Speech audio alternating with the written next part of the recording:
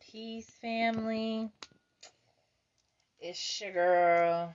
Lord, looking like something, man.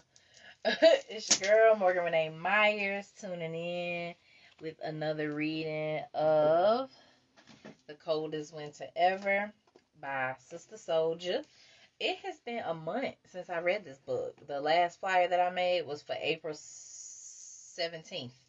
And today's May 18th. So I've been slipping. It's been a lot going on though, and I just hadn't made time for this. But we here now, so we'll see how many chapters we get through tonight. I'm in my spirit closet, so the lighting's a little funky. We just gonna have to roll with it. Let me see Let me try one more option. Nah, that don't make it no better. Alright, so we're just gonna do what we do. Alright, I don't even remember enough of what happened in the last few chapters to recap because it's been so long. So we do know that the story is about a young sister named Winter Santiago who resides in New York. And the light could die. Yeah, I guess that's it for that. Oh, maybe not. Alright. Let's see how long it'll last. Alright. So we hopping into it. Yeah, I need to charge it. Okay. Let's see if we can get. Hold on, we gotta get some type of better lighting than this. Let's move it right there.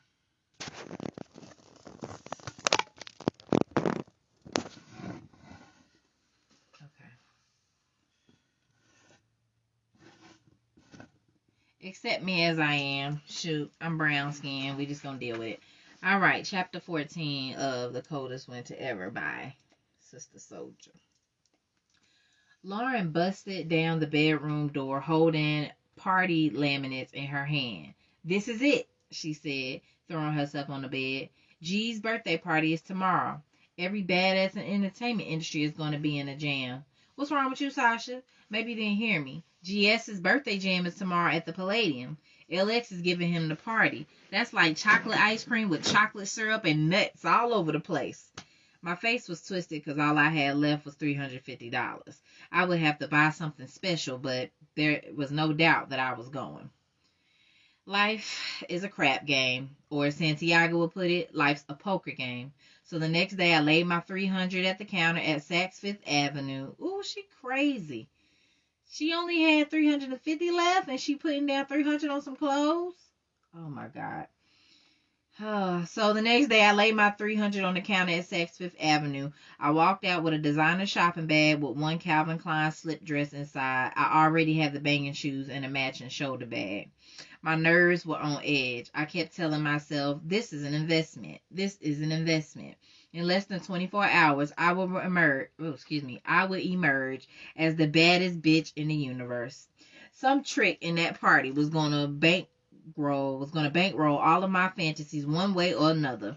Just to keep it real, I had my eyes set on the big catch, GS. I knew if I could hook him, my problems would be over. Life would be all Range Rovers, rugs, chips, cheddar, and pleasure. He was wasting his time with Souljah. She was no trophy. That's why he picked her up that night.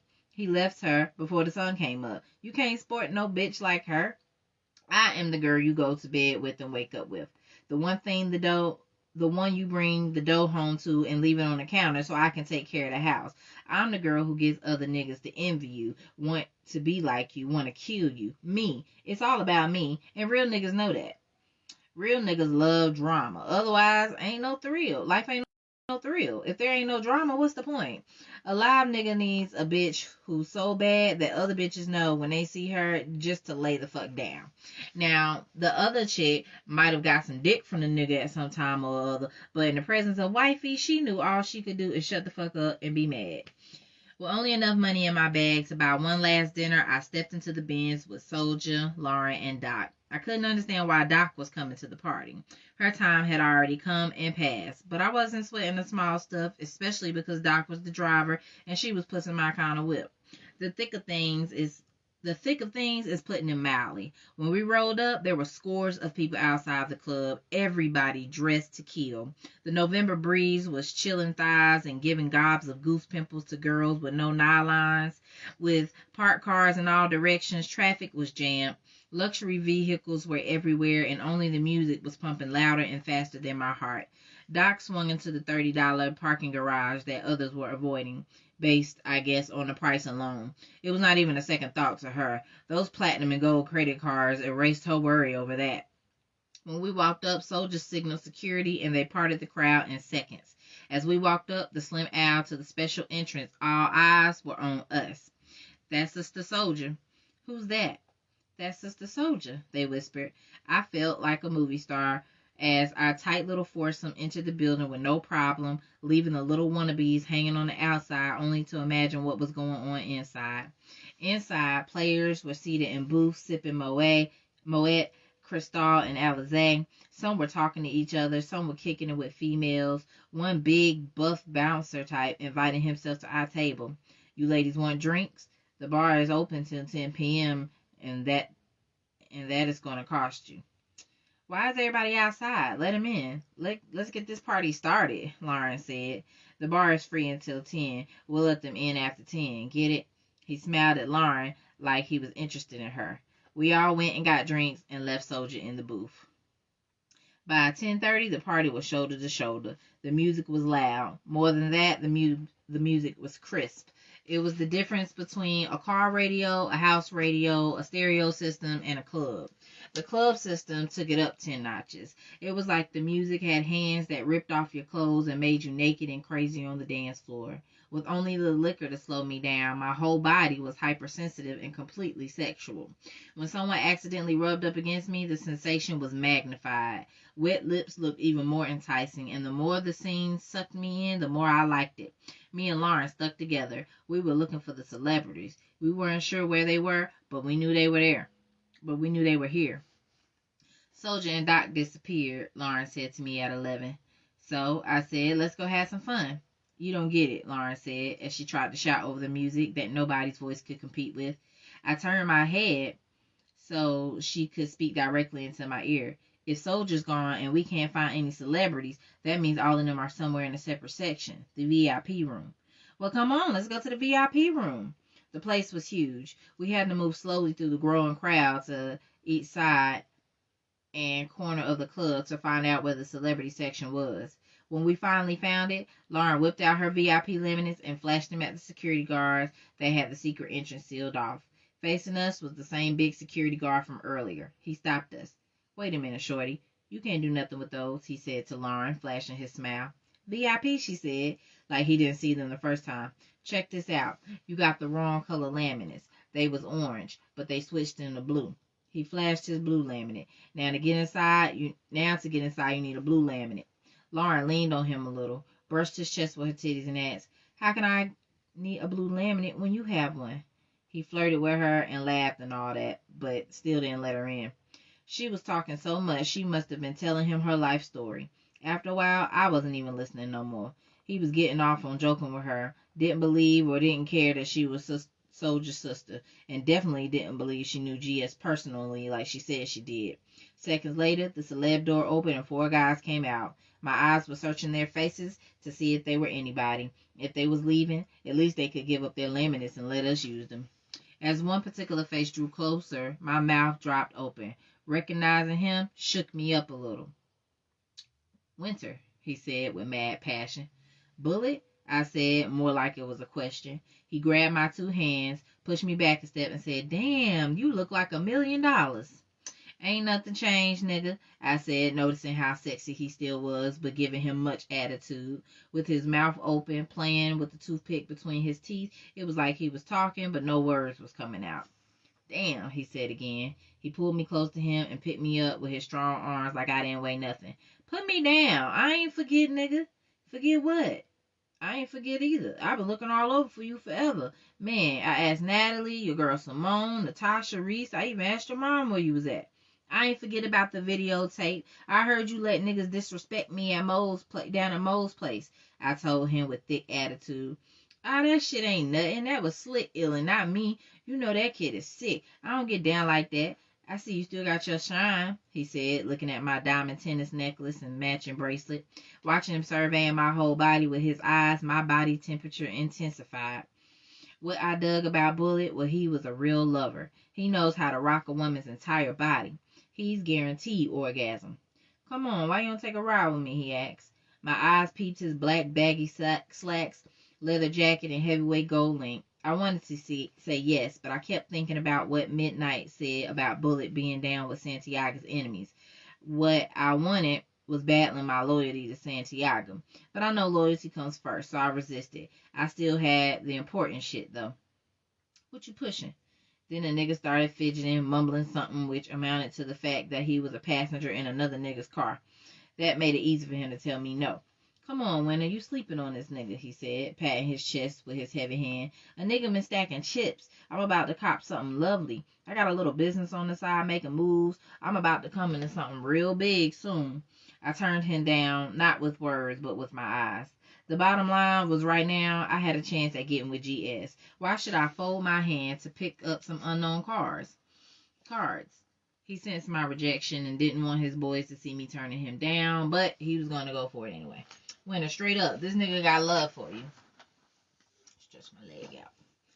Winter, straight up, this nigga got love for you.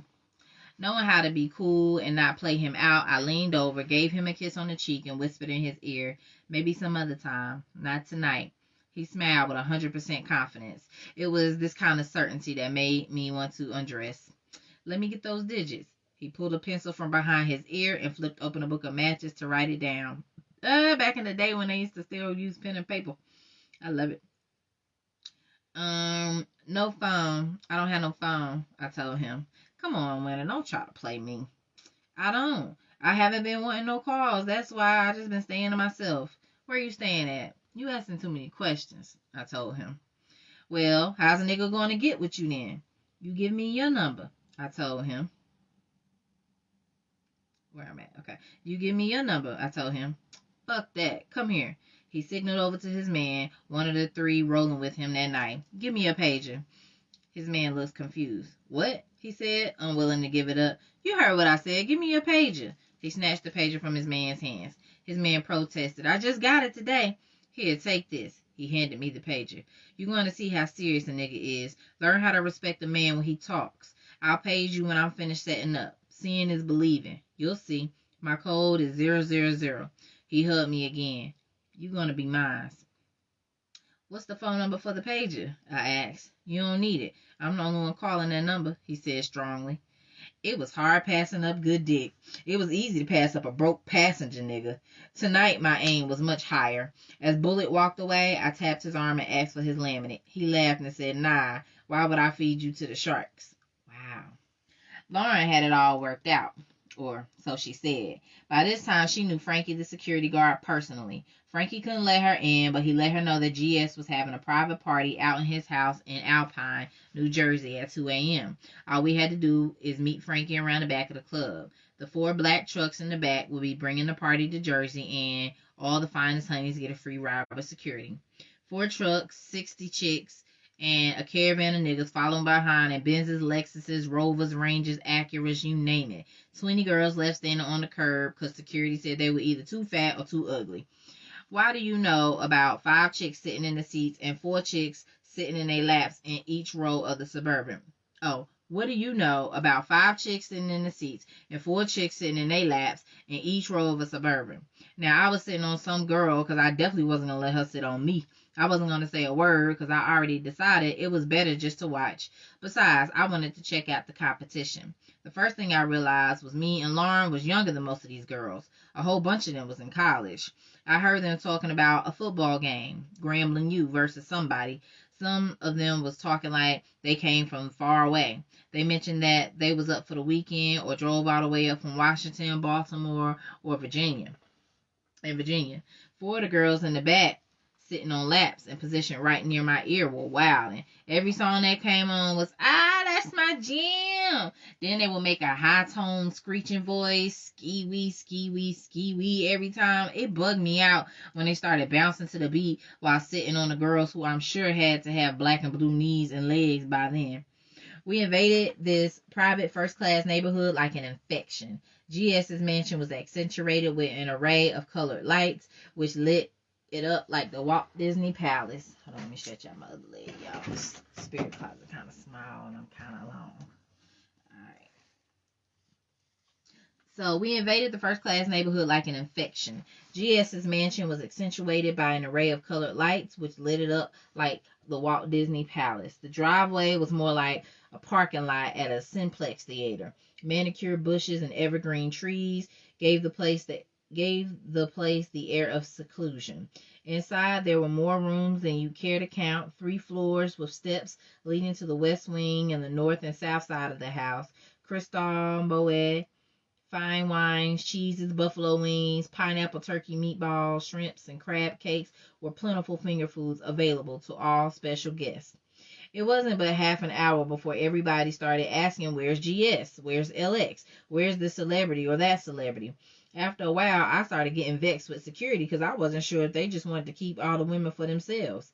At 3 a.m., one of the security guys stood on top of the couch and shouted, okay, ladies, GS is ready for some pussy. Who wants to give up the pussy? We all jumped up.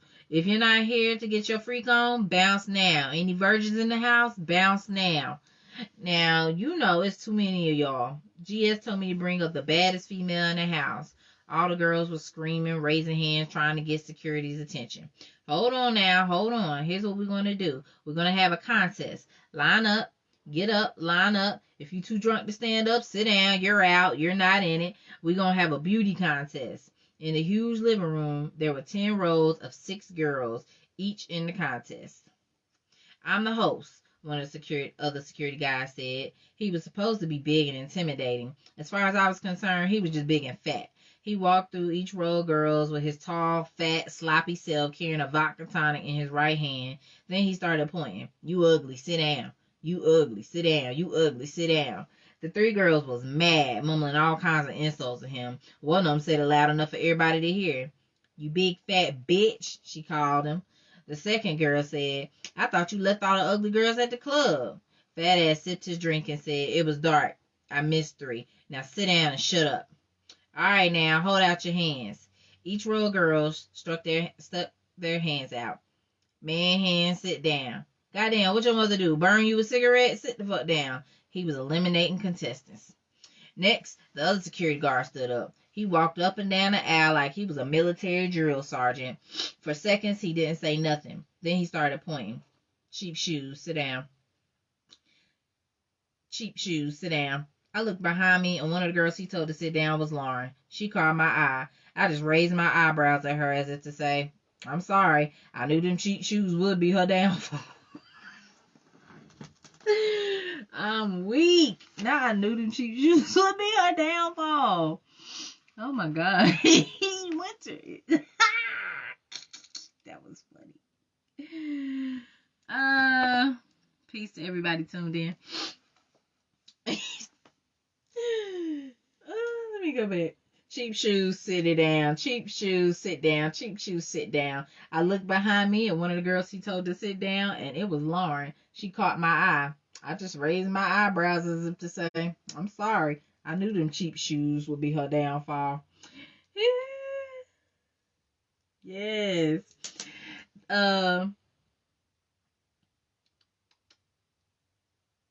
Next thing I know, the same dude was asking us to take our shoes off. A lot of girls didn't like that, and they were complaining and sucking their teeth. I wasn't affected. I had pretty feet. I even did my pedicure over, especially for tonight. Dude started pointing out girls. Hammer time, sit down. Hammer time, sit down. Hammer time, sit down. Goddamn, sit down.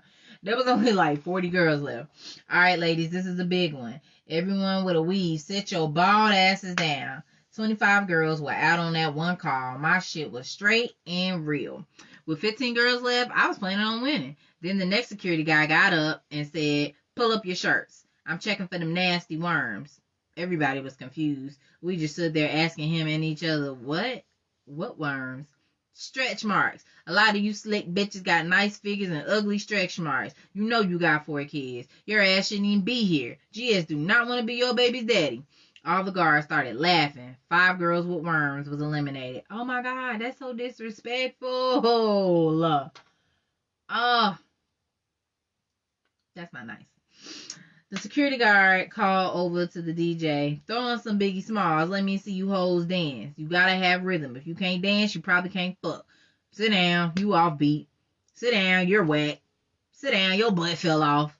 7 girls left. Everybody was like, all right, okay, all right, already. Just pick one. Okay, one of y'all step up. The other 6 sit down. Everybody stepped up. Okay, now we're going to see who got some sense upstairs in their head. If you get a wrong answer to the television trivia question, sit down. Contestant number 1. Who shot J.J. Evans? Who? J.J. Evans in Good Times. I don't know. Sit down. It was Mad Dog. Contestant number 2. What was Janet Jackson's name on Good Times?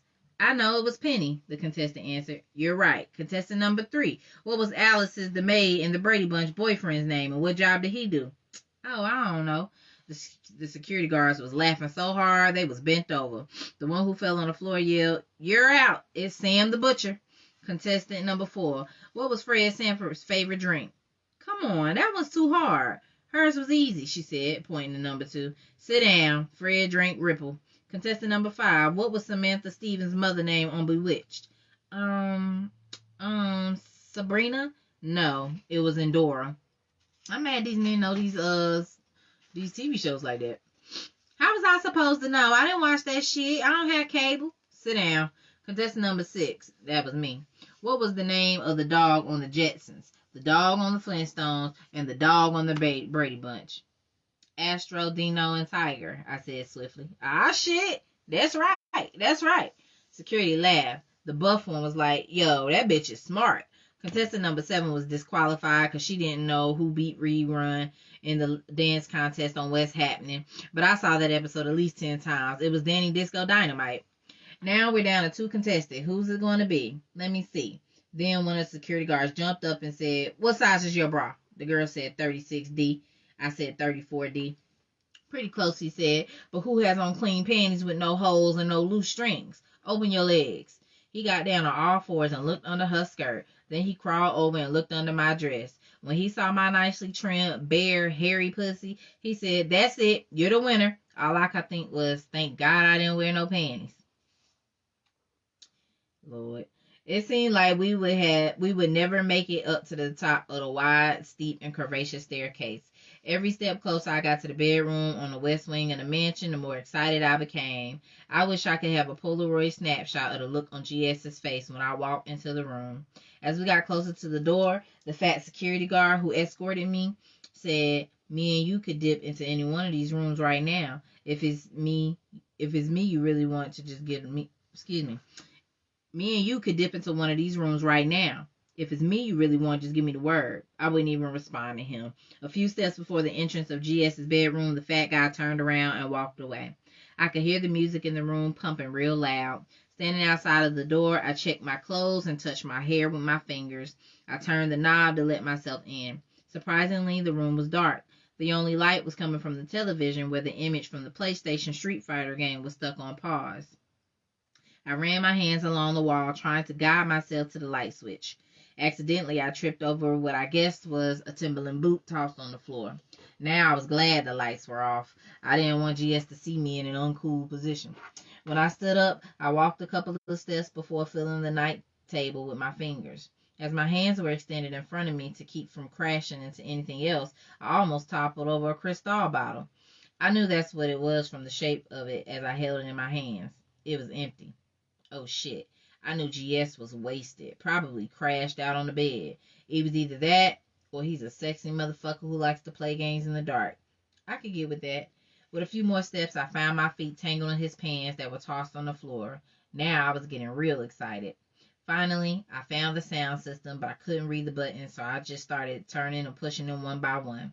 There was static, then shit just started going crazy for a minute. I pushed the buttons faster until luckily one shut the sound off. GS, I called out softly, not really knowing why I was whispering now that it was so absolutely quiet. I heard him groan a few times and moved into the direction his voice was coming from. Soon as I bumped into the bed, I started undressing. Who that? He asked, sounding disoriented. It's me, Sasha. I came to give you what we both been waiting for. He laughed slow and sexy. Butt naked, I slid my silky legs in, then the rest of my body. Taking total control, I threw my legs over him, then mounted him like I was the jockey and he was the thoroughbred. I was determined I was going to receive the $1 million star. I was going to make love to him so he would remember my name and come back sniffing around my door tomorrow, laying my titties on his chest and my hairs against his now erect, big, thick thank God dick. I began to suck his neck, lick his shoulder blades, and suck his chin. Lord, Winter. Only seconds passed before his lips came alive and gave way to my sweet passion. We was tonguing.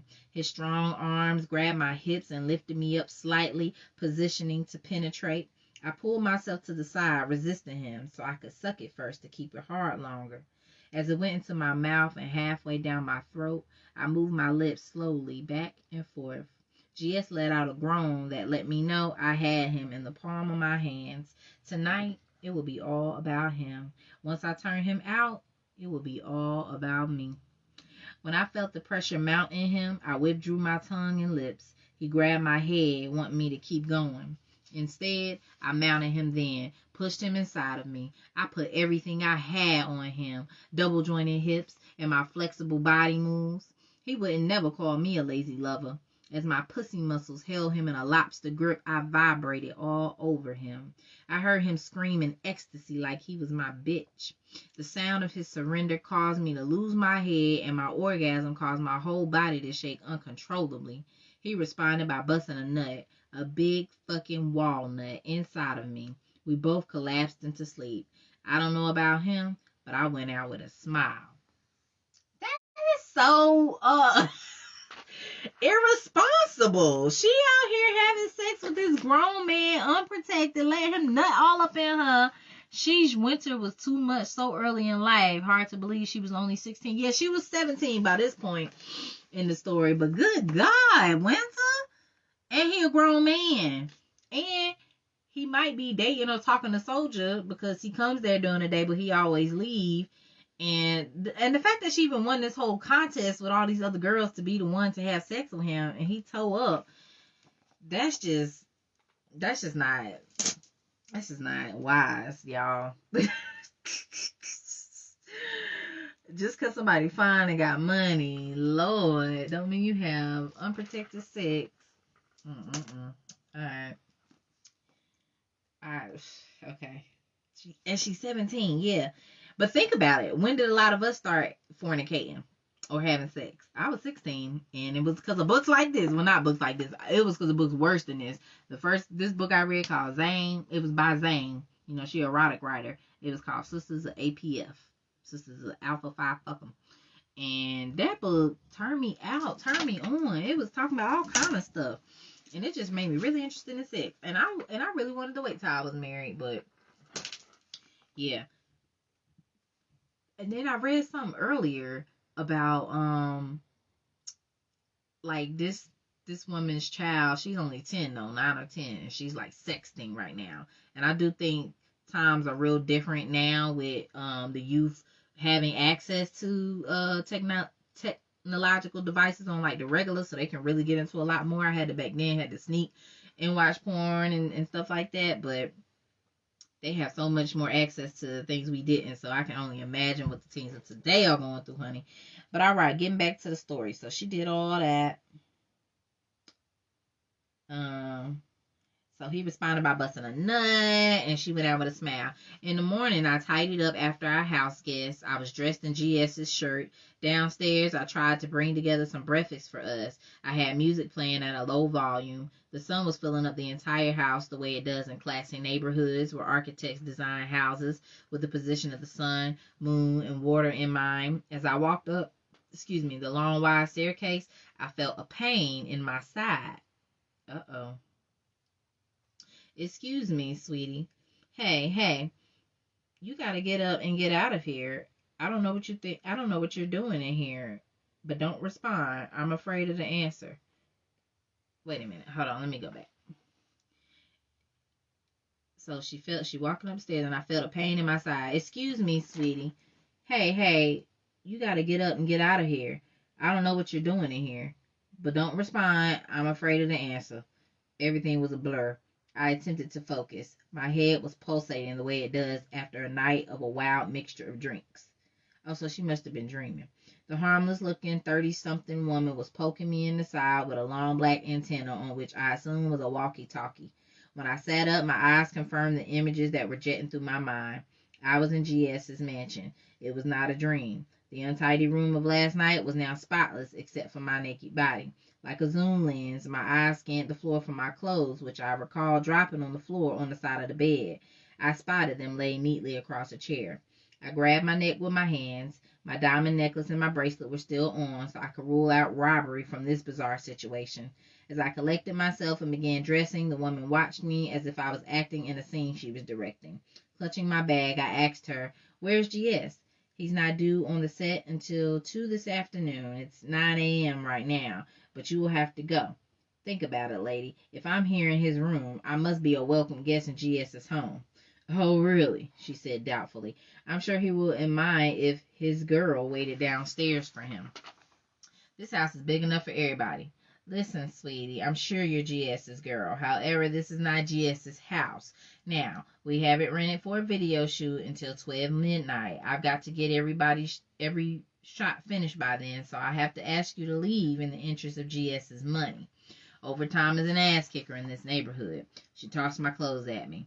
I flung the door open, turned left, then right to figure which direction to head in. As I moved down the marble staircase, I suddenly noted how beautiful yet empty the house seemed. I was mad at the sarcastic woman upstairs, but I wasn't worried. I was certain that what I put on GS last night would stick. I wouldn't have to go looking for him. He would find me.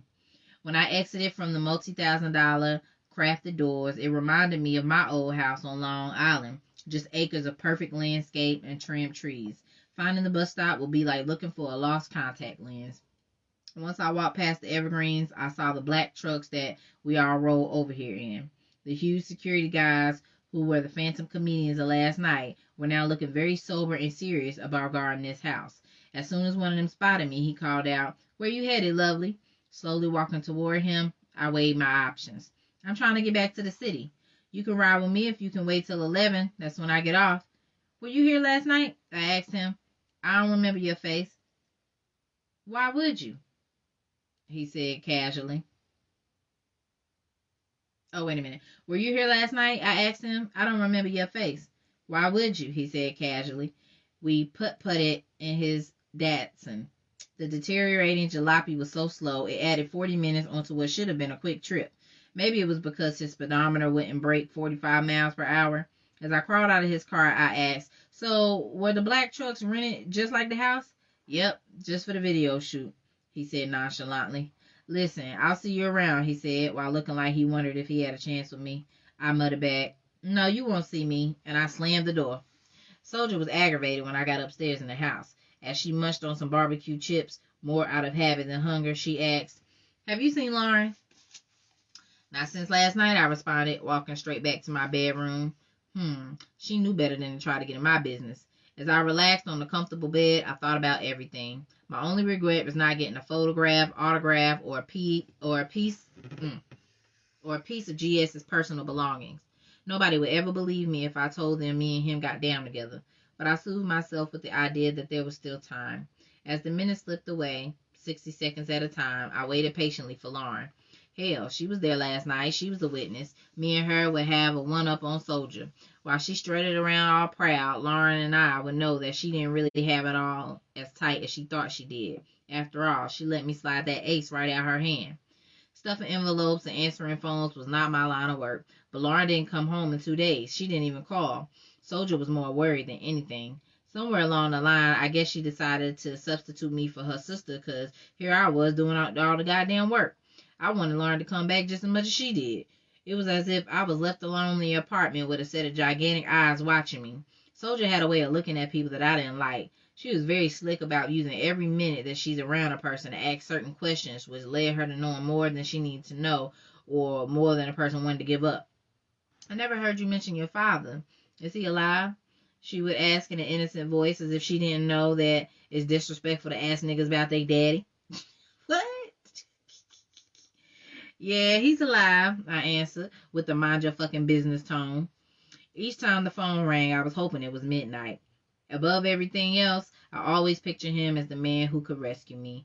I wonder what kind of game Souljah was playing, or if she even really knew him at all. If she knew him well, why didn't she have his number or address? A lot of people don't have phones, but everybody got an address. While filling in for Lauren, I got to watch Souljah more closely. Every now and then, she would ask me to file some papers away in the file cabinets in her bedroom. She had everything neatly arranged. I even checked under M for midnight to see if she was holding out information I needed to have on my hands. No luck. No foul on me or him. So how did you meet my cousin? I asked her. I was learning how to hit her with the questions before she could start hitting me. She stopped writing in her notebook, dropped her pen on the paper, and leaned back in the chair. She looked like she was recalling images in her mind. The loud doorbell broke her mood and deadened my question. Without her even asking me to get the door, I zipped down the stairs. Lauren was standing there with a big smile on her face. Why didn't you use your key? I asked. I wanted you to come down so you could tell me what's going on up there before I step in the fire and get burnt. Your sister's mad, but she's more worried. If you just limp in, act like you hurt or somebody mugged you or something, things will turn out better. We laugh. But get your ass upstairs. I'm tired of doing your work. Ooh, girl, what happened with GS? I want to know everything. Lauren was all excited. Shh, I'll tell you when we get to our room. Stay cool. Your sister's right in the living room, I warned her. 1 second after giggling with me, Lauren was standing in the middle of the living room with tears spilling down her face, looking sorrowful. I only heard the beginning of her story. The voice that came out of her mouth wasn't her usual voice. She was talking like she was 7 years old instead of 17. I was mad at you, Souljah. What happened? You disappeared at the club. I tried to use the passes you gave me. They wouldn't let me in the VIP room. I didn't get to cash the check you gave me, so I was broke. I didn't have no money for a ride, so I called Fever. Blah, blah, blah. And Lauren had reversed it on her sister. Now Souljah was standing there explaining where she went that night and what happened with the passes. I checked it all out. When Souljah noticed me watching the two of them like a tennis match, she took Lauren into her bedroom and their voices faded behind the closed door. All right, that's the end of chapter 14. I'm going to end there. We'll get back into the rest of this at another time. Thank y'all for tuning in. And I will upload this onto my YouTube, of course. All right, peace.